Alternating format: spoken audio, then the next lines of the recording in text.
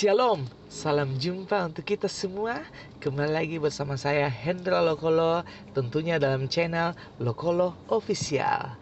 Pada video kali ini saya akan membahas tentang bagian pendidikan. Tentunya materi yang akan saya bawakan adalah materi teknologi informasi dan komunikasi untuk kelas 10. Bab 2 bagian A. Ayo kita belajar sama-sama.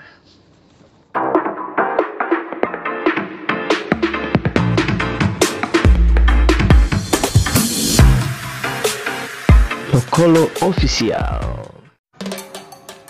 Bab 2. Fungsi dan proses kerja berbagai peralatan teknologi informasi dan komunikasi. A. Fungsi dan cara kerja alat teknologi informasi dan komunikasi. Saat membicarakan teknologi informasi dan komunikasi, mungkin Anda terbayang benda bernama komputer.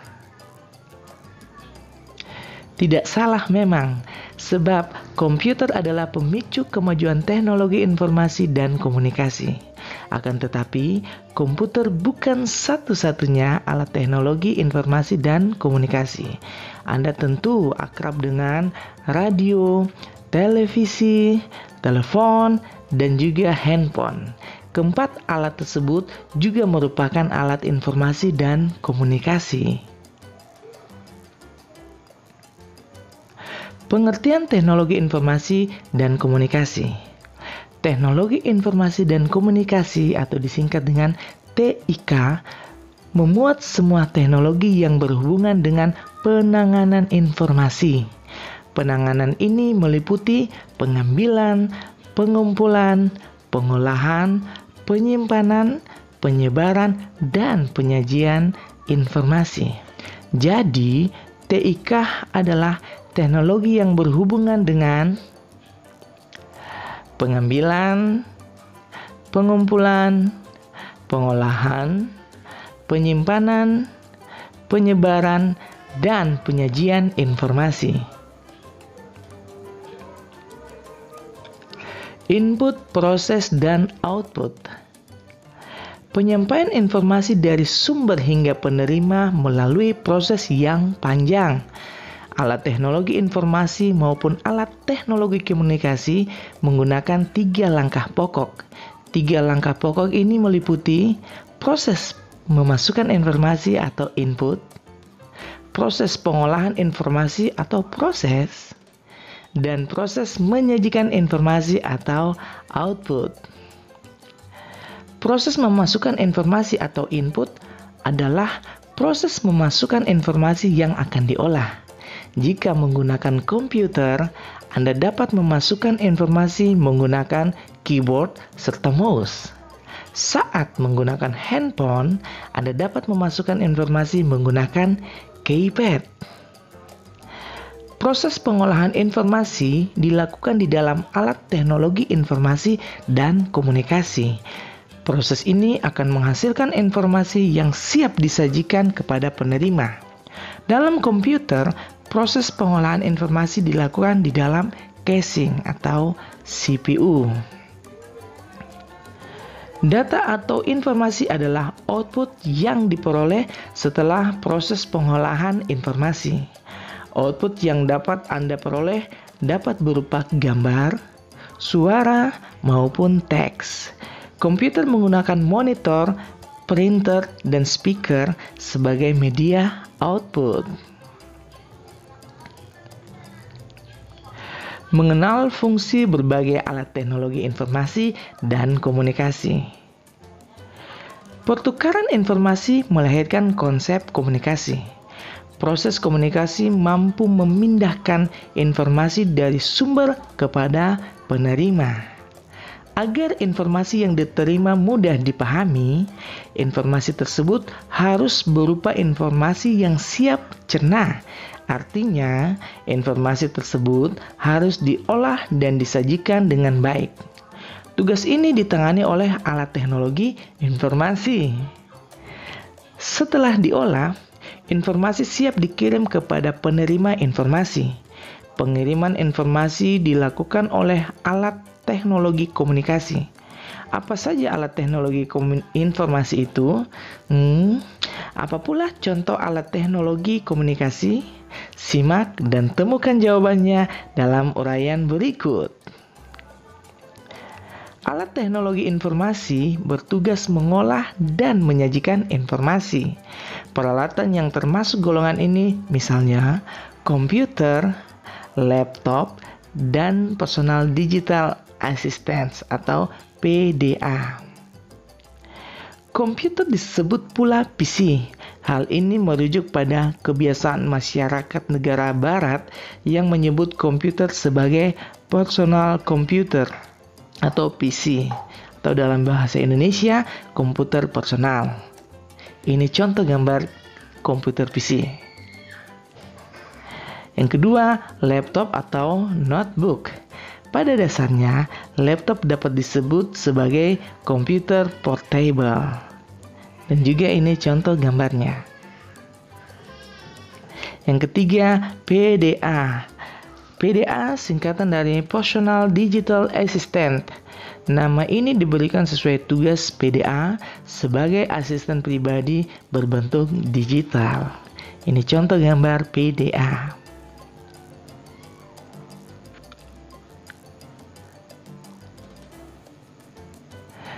Alat teknologi komunikasi bertugas memindahkan informasi dari suatu tempat ke tempat yang lain. Peralatan yang termasuk golongan ini misalnya radio, telepon, telegraf, televisi, faksimiles, satelit, telepon seluler, dan modem. Telegraf merupakan alat yang memanfaatkan sandi Morse. Telegraf berperan vital pada tahun 1900-an. Saat itu, telegraf digunakan sebagai sarana mengirimkan pesan. Pesan yang disampaikan dinyatakan dalam bentuk sandi Morse. Berikut gambar telegraf. Telepon mungkin telah menjadi teman akrab Anda selama bertahun-tahun. Bukan hanya Anda, hampir semua orang di dunia pernah menggunakan alat komunikasi ini. Berbeda dengan telegraf, telepon mengirim dan menerima informasi berbentuk suara. Ini contoh gambar telepon. Radio, benda ini pasti juga akrab dengan Anda. Pesawat radio memungkinkan Anda menerima informasi dari berbagai tempat. Informasi berasal dari pemancar radio. Informasi ini terpancar dalam bentuk gelombang radio. Pesawat radio menangkap gelombang ini.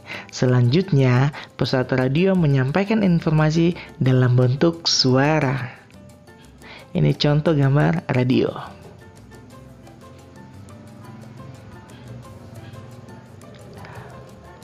Televisi jauh lebih canggih daripada radio. Hal ini terlihat dari kemampuan televisi untuk menghasilkan suara sekaligus gambar. Karena disampaikan dalam bentuk suara serta gambar, informasi yang diperoleh dapat lebih jelas dan lengkap. Berikut contoh gambar televisi. Faksimiles. Secara fisik, faksimiles mirip dengan telepon. Meskipun begitu, cara kerja faksimiles berbeda dengan cara kerja telepon. Jika telepon menyampaikan informasi dalam bentuk suara, faksimiles menyampaikan informasi dalam bentuk teks dan gambar. Berikut gambar faksimiles. Satelit komunikasi. Wilayah atau cakupan gelombang yang dipancarkan radio dan televisi sangat terbatas. Sebagai contoh, gelombang siaran televisi dari Pulau Jawa sulit ditangkap di wilayah Pulau Papua. Satelit diciptakan sebagai solusi permasalahan ini. Satelit komunikasi diletakkan di luar angkasa. Benda ini berputar mengelilingi orbit tertentu di atas bumi. Tugas satelit komunikasi menangkap sinyal atau misalnya sinyal siaran televisi di Pulau Jawa, kemudian mengirimkan sinyal tersebut misalnya ke wilayah Papua. Ini contoh gambar satelit. Telepon seluler. Telepon seluler disebut juga handphone. Benda yang diakronimkan menjadi ponsel ini menjadi fenomena sejak akhir tahun 90-an. Fungsi ponsel sama dengan telepon biasa. Akan tetapi, ponsel memberikan banyak kemudahan. Misalnya, ponsel dapat digunakan untuk berkomunikasi tanpa menggunakan kabel. Dengan kelebihan ini, telepon seluler dapat digunakan di hampir semua tempat di bumi. Berikut gambar ponsel. Yang berikutnya modem. Kata modem merupakan singkatan dari modulator demodulator. Modem digunakan untuk mengubah sinyal analog menjadi sinyal digital. Sinyal analog misalnya sinyal yang berasal dari telepon. Pengubahan bentuk sinyal dilakukan agar komputer dapat menerima informasi yang berasal dari sinyal tersebut. Pengubahan ini perlu dilakukan karena komputer hanya dapat membaca sinyal digital. Berikut gambar modem.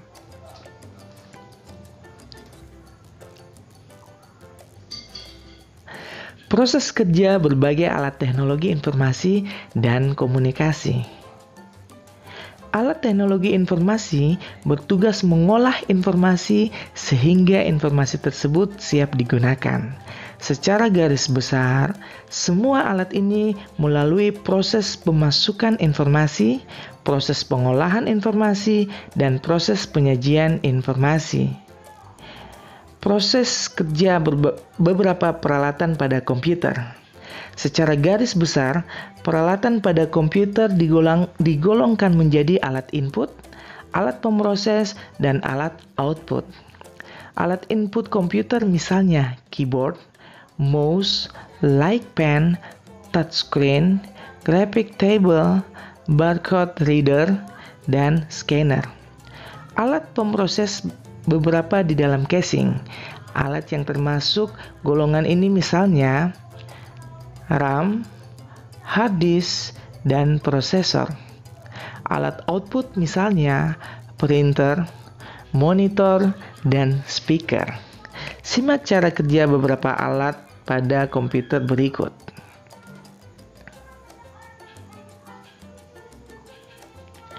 Proses kerja keyboard. Alat input ini selalu ada dalam satu unit komputer. Keyboard digunakan untuk menulis teks dan memberikan perintah. Saat ini, keyboard semakin canggih. Bahkan, sekarang ada pula keyboard virtual. Keyboard ini menggunakan suatu alat sehingga menghasilkan gambar serupa dengan keyboard biasa. Pada prinsipnya, cara kerja keyboard mirip dengan cara kerja mesin ketik. Kedua alat ini sama-sama menggunakan tombol. Bedanya, tombol pada keyboard menyampaikan pesan elektrik yang diterjemahkan oleh bagian tertentu dalam komputer. Setiap tombol keyboard memiliki identitas tertentu. Identitas ini dimengerti oleh komputer.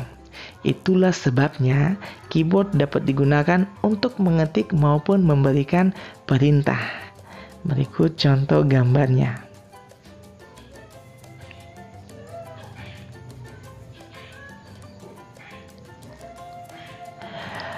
Proses kerja mouse. Mouse memudahkan penggunaan komputer. Alat input ini biasa digunakan bersama sistem operasi berbasis GUI atau Graphical User Interface. Misalnya sistem operasi Microsoft Windows XP dan juga sampai sekarang Microsoft Windows 10. Mouse digunakan untuk memindahkan kursor. Pemindahan kursor dilakukan untuk memilih wilayah kerja program aplikasi yang diinginkan.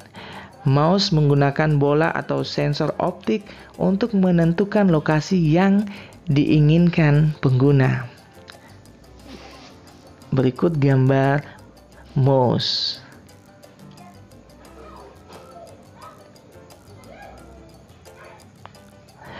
Proses kerja prosesor, RAM, dan hard disk. RAM merupakan kependekan dari Random Access Memory. RAM digunakan sebagai penyimpan data sementara atau volatile. RAM bertugas menyimpan data dari hard disk. Kemudian data ini dikirimkan ke prosesor. Kapasitas RAM berpengaruh terhadap kinerja komputer. Sebab semakin besar kapasitas RAM, data yang disimpan semakin besar. Semakin cepat dan banyak data yang dikirim ke prosesor. Kinerja komputer juga semakin cepat. Oleh sebab itu, komputer yang menggunakan RAM berkapasitas besar memiliki kinerja yang cepat. Prosesor bertugas sebagai pengolah utama dalam komputer. Contoh prosesor yang mudah dijumpai di pasaran berlabel Intel dan AMD. Hard disk disebut pula HDD atau hard disk drive. Benda ini digunakan sebagai penyimpan data utama. Hard disk bersifat non-volatile atau tetap. Teknologi hard disk semakin berkembang. Jika dahulu kapasitas hard disk berkisar hingga 40 GB, sekarang telah beredar hard disk berkapasitas lebih dari 250 GB, bahkan 1 tera. Ini gambar contoh RAM, prosesor, dan hard disk.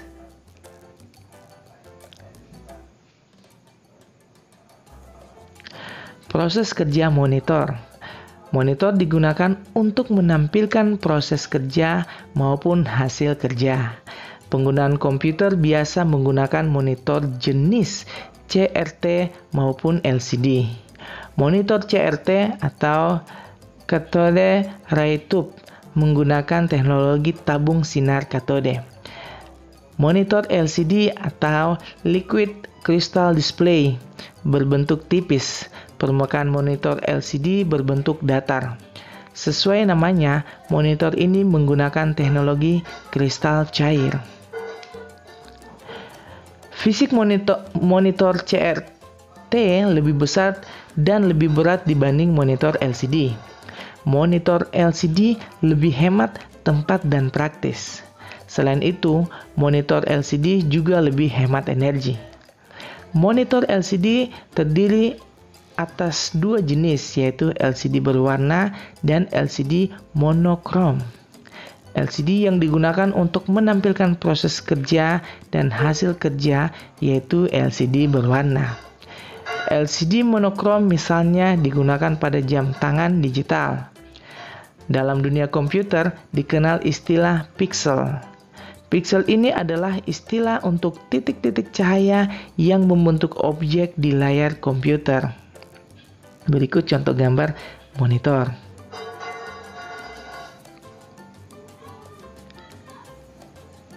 Proses kerja printer. Printer adalah perangkat yang mampu mencetak data elektronik ke media fisik seperti kertas. Printer dihubungkan dengan casing. Namun, sebagian printer dapat mencetak gambar langsung dari kamera digital tanpa memerlukan komputer. Kecanggihan printer terus dikembangkan.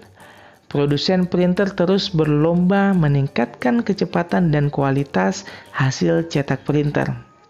Printer yang lazim digunakan masyarakat antara lain printer dot matrix, inkjet, dan laser. Printer dot matrix mencetak citra dengan menghubungkan titik-titik karena menggunakan pita, seperti pada mesin ketik. Printer dot matrix hanya dapat mencetak menggunakan warna hitam.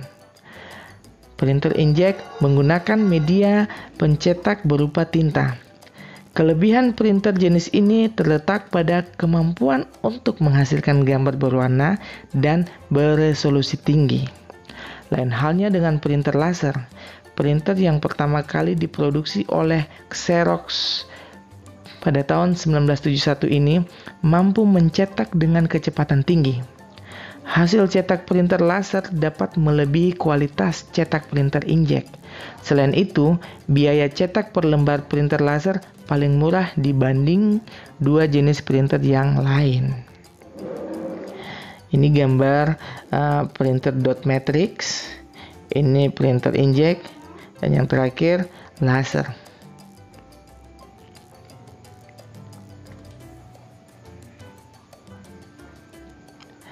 Proses kerja berbagai peralatan teknologi informasi dan komunikasi atau teknologi komunikasi dan informasi.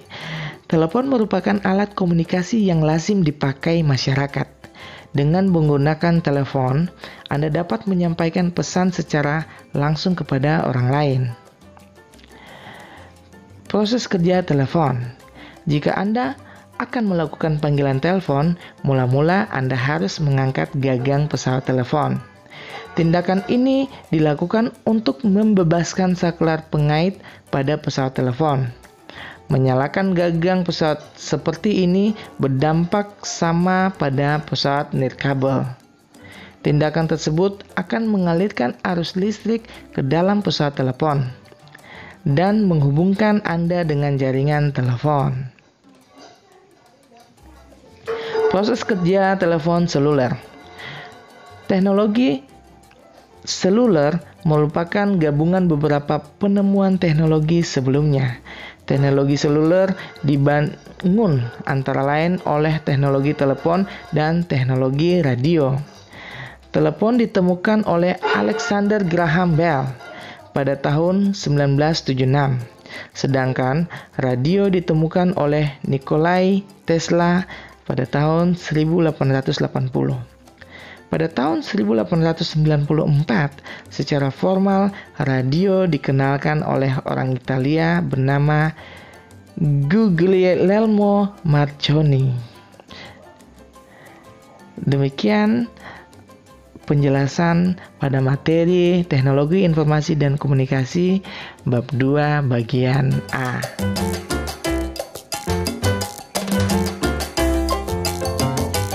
Terima kasih. God bless you all.